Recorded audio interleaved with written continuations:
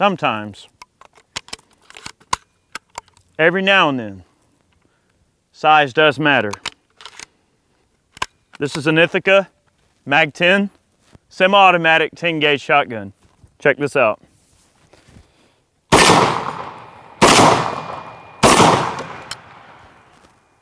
Nice. This is definitely a classic Ithaca, guys. We're just going to be having a look at this awesome semi-auto 10 gauge. Welcome back, everybody. This is Eric with Iraq Veteran 88, by the way. And today we're just going to be having a lot of fun with this thing and shooting various things and just having a little bit of fun. This shotgun will generally eat just about anything you can throw in it. It's a 3-shot, 2 in the tube, 1 in the chamber, makes for 3 rounds. I would imagine, I think what we're going to probably end up doing with this thing just for fun, we're going to manufacture a big extension for this so that we can fit a whole bunch of shells in it. So be staying tuned for that. But super, super robust, really well made, really big and heavy and deliberate, just a big, huge, crazy shotgun. And where the Mag 10 really excelled in their day, I mean, it's not as popular of an option anymore, but where the Mag 10 really excelled was in, you know, goose hunting and turkey hunting. And, you know, there was always this kind of stigma about turkey hunters that you needed a 10 gauge, 3.5-inch Magnum and all this stuff.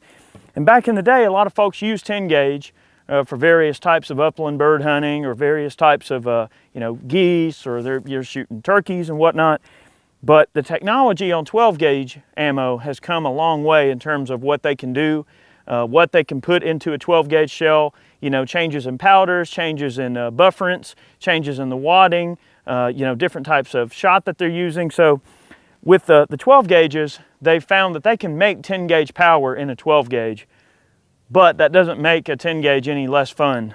In fact, dare I say, 10 gauges are a little bit softer shooting, especially an autoloader. This gun has a lot of heft to it. It's like an 11 or 12 pound gun, so it's definitely got some weight to it. But man, just a beautifully fitted gun. This one's got a lot of field wear. It's been used, but well loved. And these were produced by Ithaca. Now, Remington also produced a semi-auto 10 gauge.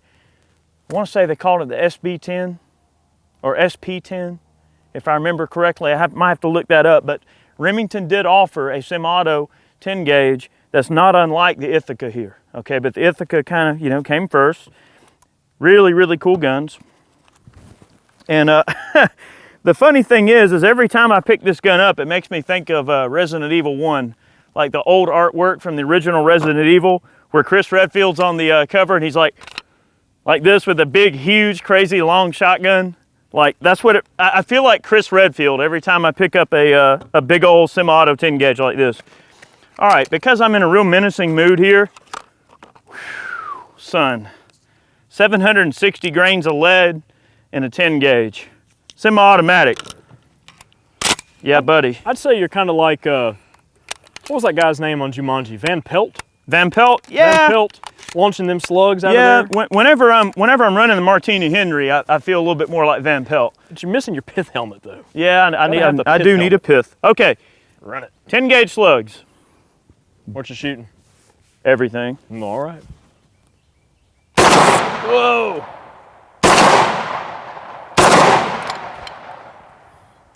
Nice. Thing is so awesome. It's like a shoulder-fired artillery piece. I jumped the gun on that one round. This thing is such a smooth shooter. All right.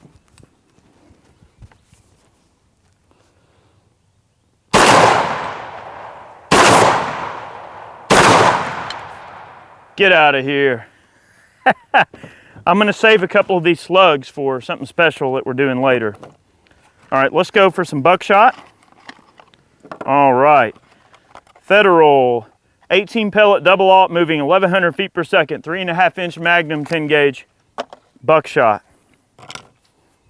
It's like loading an artillery piece. It's like firing 2 shells at once. Dude, there's nothing cooler than a 10 gauge shotgun. All right, buckshot. I've got a few of these. Want to pattern them in a minute? Yeah, sure. Yeah, we can do that. All right, couple of plates.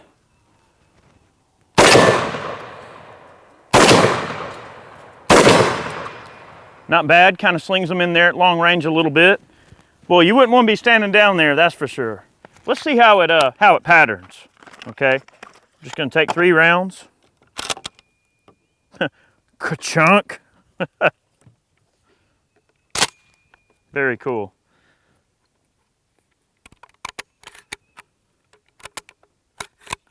All right, 18 pellet double aught. Here we go, 10 gauge.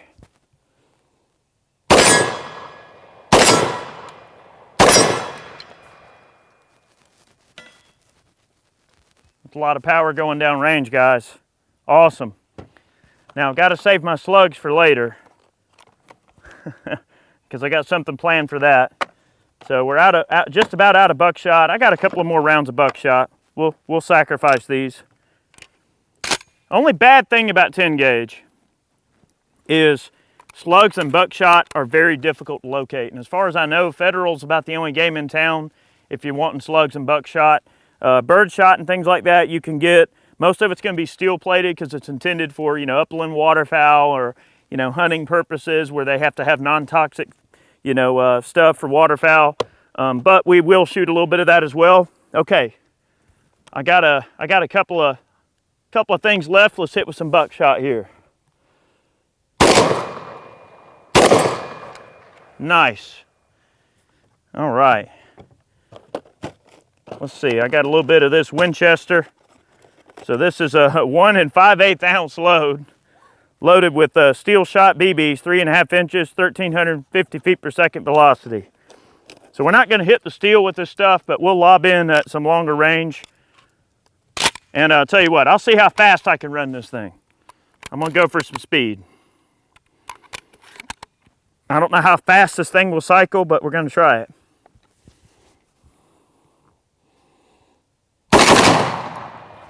I think I outran it.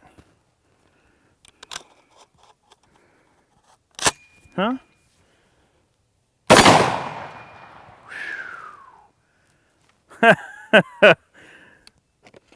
One more try.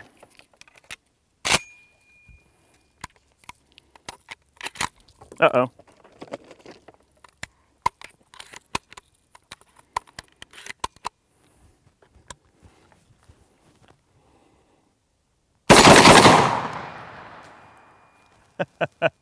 That's 3 rounds of 10 gauge, guys. Awesome. Whew. All right. Okay, we're gonna move on to a different load. This is a 1 3/8 ounce high velocity load. This one's moving 1450. It's also a 3.5 inch 10 gauge load from Winchester. So, well, that's moving. Man. Oh yeah. It's even black and everything. Look at that. That's bad when the bolt closes. It's like a little mini artillery shell loading up into the chamber. Kerchunk. All right. I'm not going to go for speed. I could probably take out a few of these small poppers here, have a little bit of fun. Gopher.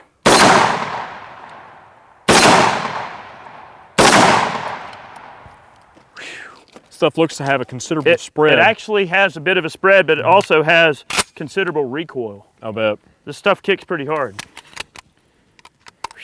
Is that gun choked, or is it just it looks like it's, let's see. I remember shooting it a little while back, but I don't remember if it had Full choke. Full choke? Full choke, yep.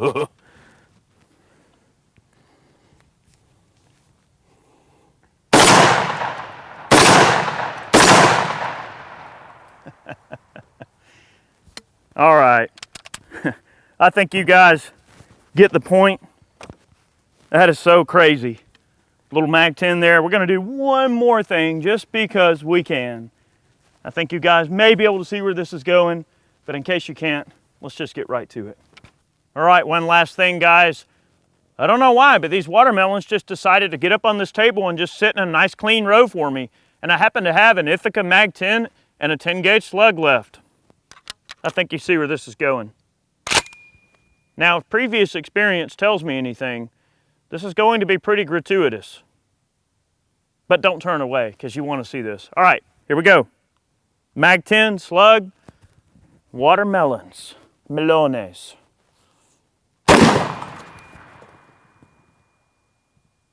What in the freak just happened there? I'm gonna have to have a closer look. I'm not sure what I just saw. I know I saw some watermelons come apart, but I don't see a hole in this other one, so let's have a look. All right, guys, on that last shot, the round went a little bit low and shot through my dang table. So I'm gonna aim a little bit higher and let's see if we can get a nice clean pass through on these watermelons here. Same 10 gauge slug, 750 grains of lead going down range. Here we go.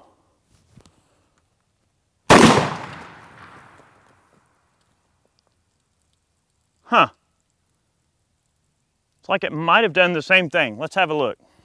All right, guys, so we actually reviewed the slow-mo and we found out that one of the slugs went down low, went through my table, hit the ground over here, bounced up and back, and we recovered that slug. So this is one of our 10 gauge slugs. All right, the other slug went in and kind of went up and veered off to the side. So we didn't get straight line penetration, but we did get some expansion of the slug. It did mushroom out a good bit, and it feels like it retained a lot of weight. Guys, shotgun slugs are no joke, and they can really put the slap down on a lot of different things, and that is just so cool to see that, you know, just the energy that those 10 gauge slugs have. Guys, today's video is just meant to be really fun, playing around with the Mag-10. It's a really cool semi-auto 10 gauge shotgun. They're not terribly expensive when you can find them. They are available, they are out there, they're a lot of fun to play with, and let's face it, you can't go wrong putting anything in a shotgun that says 10 on it, okay? So that was fun. We're gonna get back to some other things, but guys, thanks for watching today's video. We graciously appreciate all the support, all of you that support us through things like Patreon, purchasing man cans, or purchasing t-shirts over in Forge from Freedom. All of those funds go into allowing us to take on crazy projects like this and continue putting out videos on the channel. So thank you very much for the support. If you're one of those people, thank you very much. We're here because of you. Thank you for watching today. We'll see you next time.